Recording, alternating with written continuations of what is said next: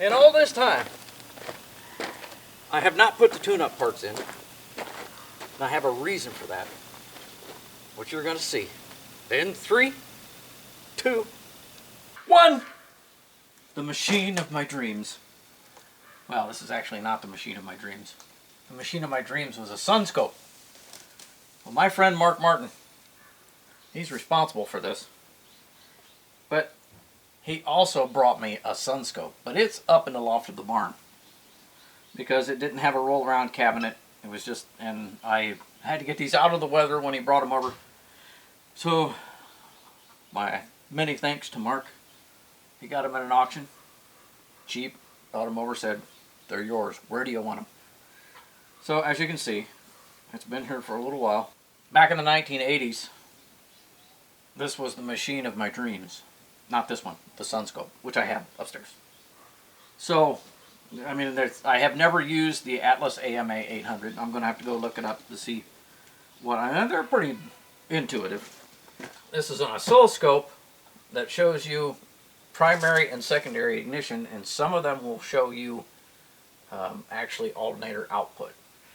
This unit will show alternator output, but I don't know if it does it on the screen. You got degrees down here to show you your dwell on the primary side, your kilovolt, 25 kilovolt range, 50 kilovolt range. You could do it in just a single cylinder firing, or you could do it on this one. They call it a parade, a 25 kV parade, which means it'll show you 1, 8, 4, 3, 6, 5, 7, 2, or whatever your firing order happened to be.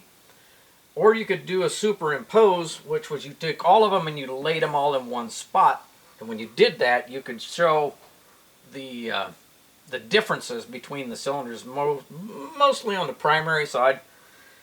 If you had a worn distributor shaft and it was rocking around, that would change the dwell from cylinder to cylinder, which would also change the timing on the secondary. So you would see them just kind of bouncing around like this, and you go, oh, well, that ain't good. Anyway, I got to get this spun around, cleaned up, blown out, and hooked up to the Bisquick. Ready? Let's go. I didn't go over everything. Tachometer, cylinder balance. You come down here, you push a button, you knock out cylinder 1. You push the next button, which is 2, that's 8 in the firing order. This is in the firing order, not necessarily 1, 8, 4, 3, 6, 5, 7, 2. Doesn't work that way. Doing a cylinder power balance, you'll knock one of these out and see how far the RPM drops. Vacuum gauge. I'll show you how to adjust the carburetor. There's other things you can do. You can do alternator output test over here, which it's got a load tester on the back for load testing batteries. It's got an amp probe, which these up here light up. I turned it on once and it all lit up. It's okay, turned it off. Now let's go.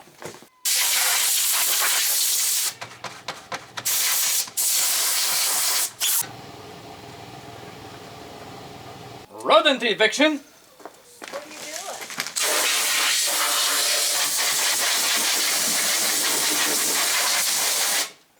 Cleaning out the machine. Oh, you're taping. I didn't know that. Yeah.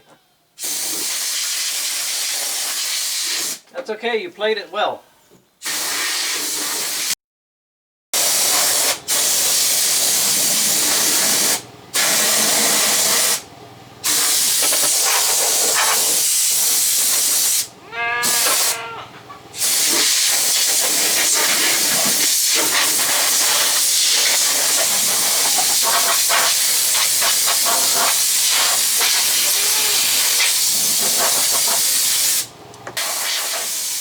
Glad there wasn't any wasp eviction.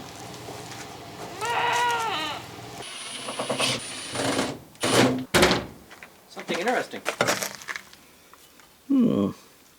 Calibrations.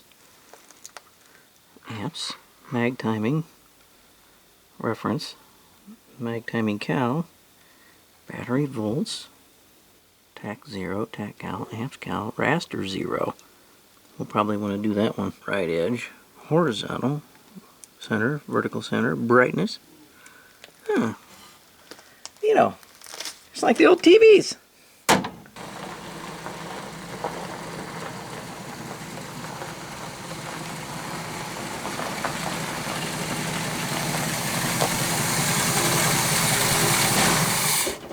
It's starting to get dark. I got 30 minutes of battery. Here we go.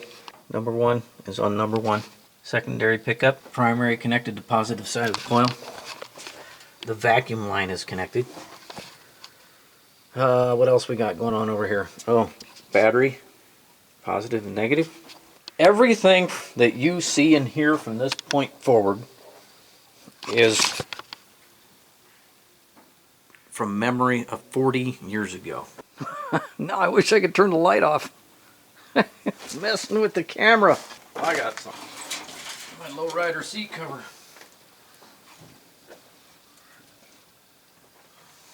How's that?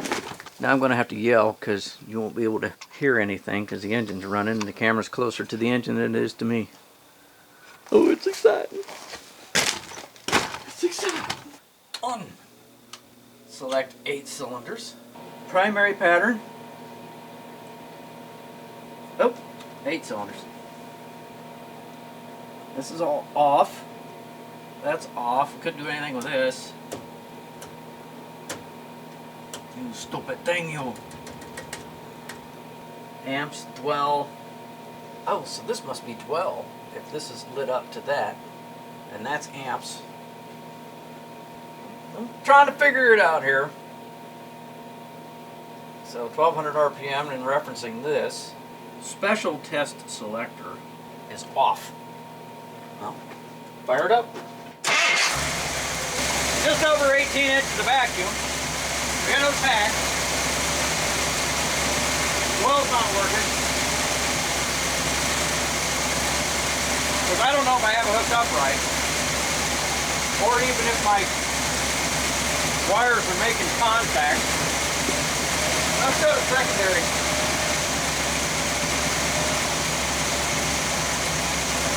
How did I get that up there? That's no start.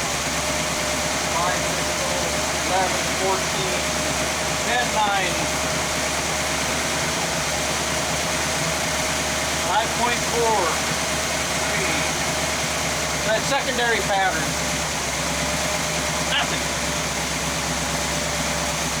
Primary trigger. 25 kilovolt per A. Nothing. Go to distributor pickup. There we are. Go to primary pattern. Okay. 1,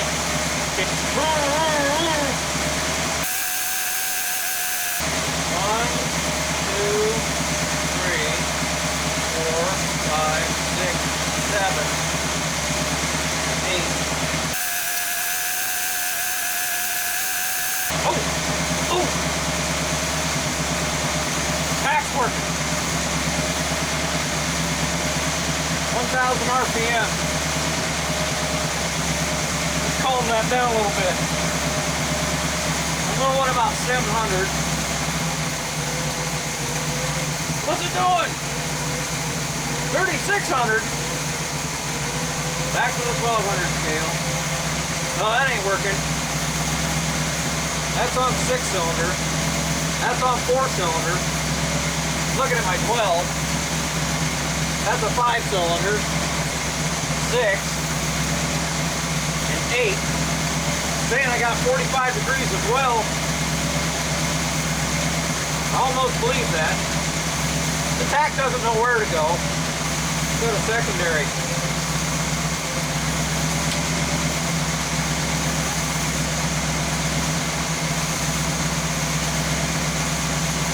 Well, something ain't right.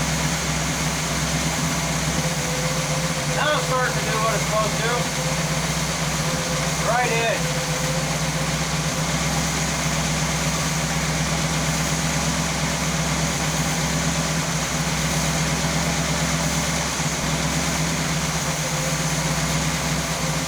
Alright, there we go.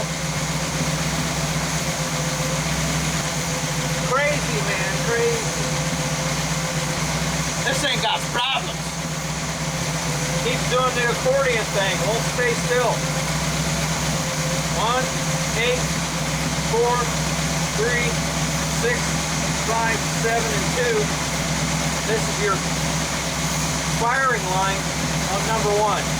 The initial voltage required to jump the gap. Once you jump the gap, it takes less voltage to maintain the gap. This is cylinder number 8. 0 is right here. So the point's open, magnetic field collapses in the coil, induces a voltage. We're at about 10,000. It's going up and down, which means our mixture is changing. Like we've got a vacuum leak. I probably have to rebuild this carburetor. So it takes 10,000 volts to jump the gap. This line is the firing line. This is how much voltage it takes to maintain across the gap. Initially it's taking 3,000 volts to maintain at the beginning, and at the end it's taking 4,000 volts. So the voltage is increasing by 1,000 volts. That's because the richer the air-fuel charge, the greater the conductivity, the less resistance. The less resistance, the less voltage required. As it burns, the resistance increases, so it requires more voltage to maintain the spark across the gap. That's why you're seeing this ramp up. So we're looking at the secondary side of the coil.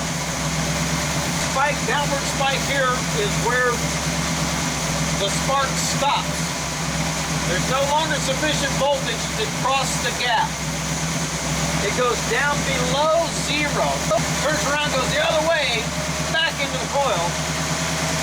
Back and forth, back and forth, back and forth. It's oscillation.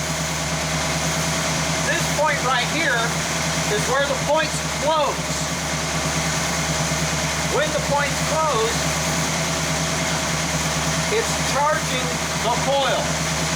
So the magnetic field is building inside the coil, which induces a voltage in the opposite direction. So if you open the points, the field collapses, induces a voltage in this direction. When the points close and the field is building, it goes in the opposite direction. That's what you see right here. That's the building of the magnetic field inducing a voltage into the secondary side of the coil. So probably the reason why this thing is bouncing back and forth this way is likely a worn distributor shaft or something to do with the flyweights or the springs. When you're seeing it move like that, that's the ignition timing. So our ignition timing is bouncing back and forth. If the distributor shaft is worn, it's going to wobble around. It's going to change when the points open and closes, which changes the timing. See, we're back up to 1,000 RPM. I don't know what this is showing me. It says volts, 3.3. I don't get any of that. This is supposed to be able to stack them vertically. It's not doing it. Okay, so this is on the 3,600 RPM scale. Still doing 1,000 RPM. Let's try drop it down again.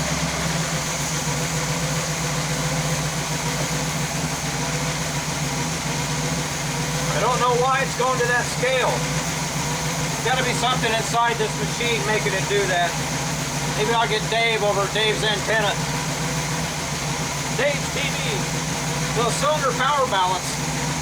It should knock out a cylinder, whichever one. It's not knocking out any of the cylinders. I've disconnected the probe for number 1 plug wire. It has no reference to where number 1 is. So it's just moving right along.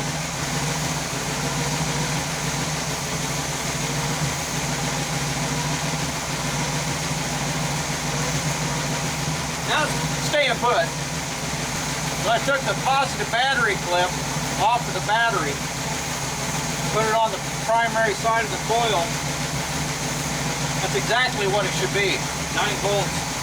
I gotta go get a manual, play with this later, make a whole episode of it. Until then, Oh, still has to play with the timing line. Timing line doesn't work either. Ah, what did I expect for $5? All right, till the next episode on the Old District. I'm Jeff Bradshaw.